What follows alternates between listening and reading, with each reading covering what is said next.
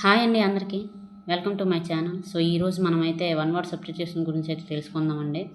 So నిన్నటి వీడియోలో synonyms చెప్పాను కదండి. సో చెప్పాను కదా మీకు నిన్న వీడియోలో ప్రతిరోజు మన ఛానల్ నుంచి ఒక 10 one words, idiom and phrases, synonyms, antonyms, misspelt ఇస్తానని, most important, most repeated. So అందులో భాగంగానే ఈరోజు మనం వన్ వర్డ్ సబ్స్టిట్యూషన్ గురించి అయితే తెలుసుకుందాం. ఇవి పదేసే ఇస్తున్నానండి. ఎందుకంటే మనము నేను చెప్పేది మీరు కొంచెం విన్నప్పుడు అది ఇంకోసారి రాసినప్పుడు రాయడానికి కూడా మీకు తక్కువ అనిపించాలి. అందుకే మీరు వింటారు, రాస్తారు, చదువుతారు. సో మీకు ఏంటంటే ఇవి గుర్తుంటాయి.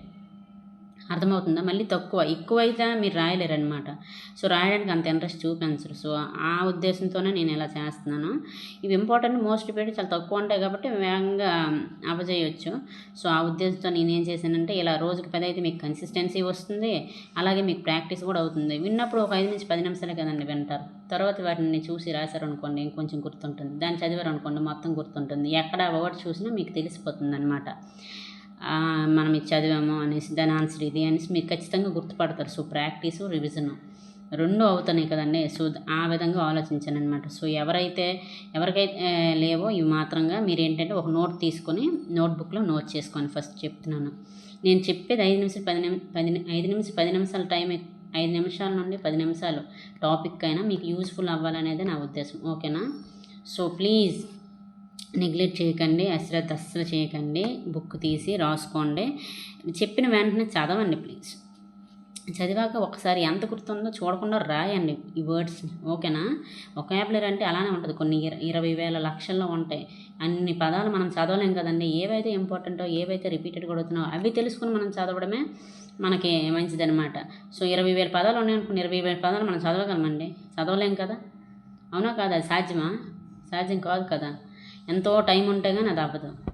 అవుతుంది కానీ దానికి ఎక్కువ టైం పడుతుంది. సో అంత టైం మన దగ్గర ఉందా? లేదు. తిప్పి కొడితే ఓ 30 రోజులు, 40 రోజులు ఉంది, అంతే కదా. సో దానికోసం మనం ఇప్పుడు గ్రంథం లాంటి దాన్ని తీసుకొని రివిజన్ చేసి అంత దాన్ని మన మైండ్లోకి ఎక్కించి దాన్ని ప్రాక్టీస్ చేసి రివిజన్ చేసి అంత రోబోటిక్స్ మీరు మనము కాదు కదా, మనుషులం కదా. సో మనకి ఎంత అవుతుందో అంతవరకు మనం వెళ్ళాలి. అది క్లారిటీగా కన్ఫ్యూజన్ లేకుండా చెయ్యాలి. అర్థమవుతుంది కదా. సో కొద్ది కొద్దిగా అప్పచేస్తూ ఉంటే మీకే కాన్ఫిడెంట్ పెరుగుతుందండి. మీకే సబ్జెక్ట్ అలా తెలుస్తుంది, కాన్ఫిడెంట్ పెరుగుతుంది. మీకు తెలియకుండానే మీకు సక్సెస్ వైపు మీరు నడుస్తారు. అర్థమవుతుందా? సో లేట్ చేయకుండా వీడియోలోకి అయితే వెళ్ళిపోదాం. సో ఈరోజు అయితే వన్ వర్డ్ సబ్స్టిట్యూషన్ అయితే తెలుసుకుందాం. ఓకేనా అండి? సో ఫస్ట్ ఫిలాంథ్రపిస్ట్ అండి. ఫిలాంథ్రపిస్ట్ అంటే పరోపకారి, a person who loves all mankind. అర్థమవుతుంది కదా. ఫిలాంథ్రపిస్ట్ అంటే పరోపకారి, a person who loves all mankind. Next epitaph అంటే చర్మశ్లోకం, అంటే సమాధి మీద రాసే ఒక శాసనం టైప్ అనమాట. సో ఎపిటఫ్ అంటే దాన్ని. An inscription on a Tom stone, the memory of the person who died. అర్థమవుతుంది కదా. తరువాత అబ్సోలేట్ అంటే ఏంటి? వాడిక లేనిది, అంటే చాలా రోజుల నుంచి వాడుకలో లేనిది. So something no longer in use. తర్వాత ఇల్లిజిబుల్ అంటే చదవరానిది లేదా లిపి లేనిది, అంటే చదవలేని ఒక లిపి, ఆ టైప్లోకి వస్తుంది అనమాట. Handwriting which is difficult to read or impossible to read. Handwriting which is difficult or impossible to read. తర్వాత ఇన్విటబుల్ అంటే something that cannot be avoided.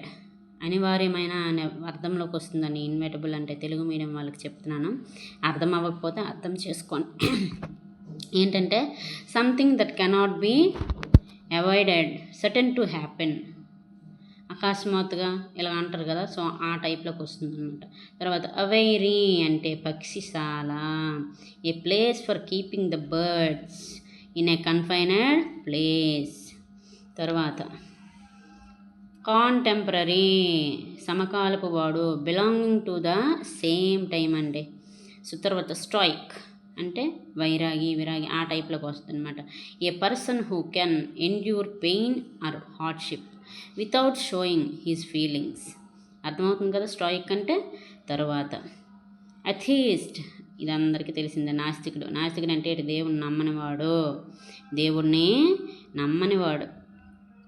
One who does not believe in the existence of God. One who does not believe in the existence of God. అర్థమవుతుంది కదండి. So next 10 cartographer అండి. Cartographer అంటే మానచిత్రకారుడు. A person who draws all or makes maps అనమాట. A person who draws or makes maps.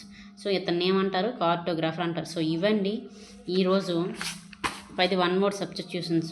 So ఖచ్చితంగా మీరేంటంటే neglect చేయకండి. ఇవి very very important and most important, most repeated వండి అనమాట ఇవే. సో ఫస్ట్ వీటిని అయితే కంప్లీట్ చేయండి. ఏవైతే ఇంపార్టెంటో, ఏవైతే రిపీటెడ్ అవుతున్నాయో అవి ముందు మనం కంప్లీట్ చేసుకొని వెళ్తే మనకి యూజ్ అవుతుందండి. ఖచ్చితంగా యూజ్ అవుతుంది. సో అందుకే చెప్తున్నాను, ఎప్పుడూ అశ్రద్ధ చేయకండి. ఇంపార్టెంట్ అవన్నీ ముందు మనం కంప్లీట్ చేసుకుంటే తర్వాత అలాగ మన దగ్గర టైం ఉంటే ఇంకొకటి చదవడానికి మనం ప్రయత్నం చేస్తాం. సో దానివల్ల మనకు లాభం ఉంటుంది కానీ నష్టం ఉండదు. సో ఎప్పుడైనా ఇలాంటివి ముందు చెయ్యండి. ఏవైతే ఇంపార్టెంటో, రిపీటెడ్గా వస్తున్నాయో, మోస్ట్ ఇంపార్టెంటో, ఆ టాపిక్స్ని టచ్ చేస్తున్నాడో వాటిని టచ్ చేస్తున్నా అవి మీరు ముందు తెలుసుకొని నేర్చుకోవాలి. ప్రాక్టీస్, రివిజన్ బాగా చేసుకోవాలి. అలా చేసుకున్నప్పుడు మీ మీద మీకు కాన్ఫిడెంట్ వస్తుంది. ఎక్కడి నుంచి అడిగినా మీకు ఒక కాన్ఫిడెంట్ వస్తుంది, చేయగలరనమాట మీరు. సో ఇంగ్లీష్ అయితే మాత్రం ఇంగ్లీష్ అయినా మ్యాథ్స్ అయినా మెయిన్ వీటిలో ఏంటంటే తెలుసా? ప్రాక్టీసు, రివిజన్ ఏనండి. ఎంత ప్రాక్టీస్ చేస్తే అంత గుర్తుంటుంది ఇంగ్లీషు. ఇది ఒక్కటే చెప్పగలను. ఈరోజు చదివి రేపు వదిలేసి మనకు మరి గుర్తుండవు, కొత్తగానే అనిపిస్తాయి. ఏంటిది ఎక్కడో చూసాను, గుర్తుపట్ల. అదే ఈరోజు చదివి రేపు మళ్ళీ ఇంకోసారి చదివి ఒక్కసారి చూడకుండా రాశాను గుర్తుండిపోద్ది, ఈజీ గుర్తుండిపోద్ది.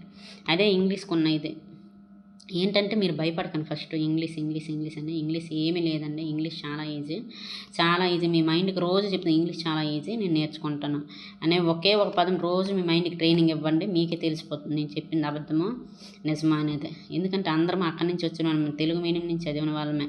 కానీ ఇంగ్లీష్ ఎలా తెలుసుకుంటున్నామో, మనం ఏదైనా క్యూరియాసిటీ మనలో తపన ఉంటే, నేర్చుకోవాలని ఆశ ఉంటే మాత్రం మనల్ని ఎవ్వరూ ఆపడారు. అదో పెద్ద మ్యాటర్ కాదు. ఇంగ్లీష్ అనేది పెద్ద మ్యాటర్ కాదు. అర్థమవుతుందా? ప్రపంచంలో ఎంతమంది ఇంగ్లీష్ ఎలా మాట్లాడేవాళ్ళు మనుషులు కాదేటి, ఎలా మాట్లాడుతాండ్రు? వాళ్ళ భాష కాకపోయినా వాళ్ళు ఇంగ్లీష్ ఎలా నేర్చుకొని మాట్లాడుతున్నారండి అంటే మనం నేర్చుకోగలమని దాని అర్థమా? సో దేనికి భయపడకూడదండి, భయపడకండి, అస్సలు దేనికి భయపడకండి. అందులో ఇంగ్లీష్ తెలుగు మీడియం వాళ్ళకి మళ్ళీ చెప్తున్నాను, ఇంగ్లీష్ అంటే భయం పడతాము, ఫస్ట్ టైం అటెంప్ట్ చేసాము, ఇంగ్లీషే ఉంది, ఏం చెయ్యాలి అని మాత్రం ఎప్పుడు చేయకండి. అర్థమవుతుందా? మళ్ళీ చెప్తున్నాను, ఇంగ్లీష్ అంటే భయపడకండి ప్లీజ్. దాన్ని ఇష్టపడితే దాని అంత ఈజీ సబ్జెక్ట్ ఇంకోటి ఉండదు. అర్థమవుతుందా? వొకాబులరీ మాత్రం నెగ్లెక్ట్ చేయకండి.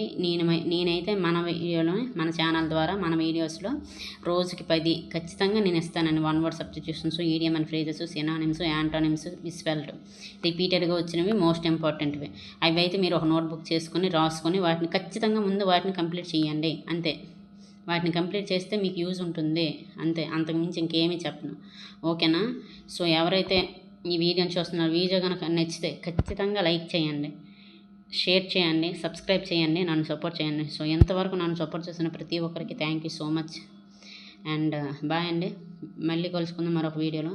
అంతవరకు థ్యాంక్ యూ సో మచ్.